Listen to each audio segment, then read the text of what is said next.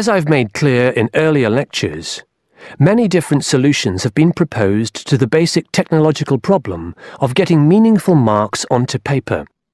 In other words, several different forms of printing have developed over the years, many of which are still in use today for different purposes. This week, I'd like to discuss the rotogravure process. This is one of the most widely used printing processes, and after describing how the process works, I'll be describing some of its industrial uses and the advantages and disadvantages of this form of printing. As the name implies, rotogravure is a form of printing in which large cylindrical pieces of metal rotate, while the paper to be printed passes between them.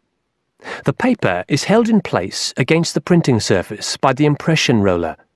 The weight of this roller is one of the factors that affect how much ink is actually transferred to the paper. Remember that this roller does not directly transfer ink onto the paper. The side in contact with the impression roller remains blank, and it's the other side of the paper which is actually the printed side. The impression roller presses the paper against the ink-bearing roller, generally known as the gravure cylinder.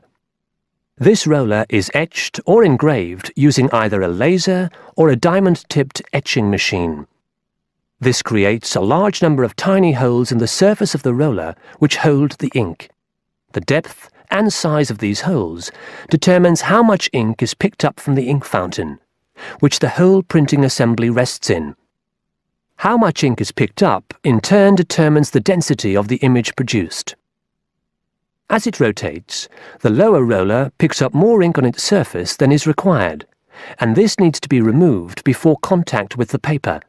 A flat edge, called the doctor blade, scrapes against the surface and removes all ink which is not in one of the holes on the surface of the lower roller. This should lead to a clean image.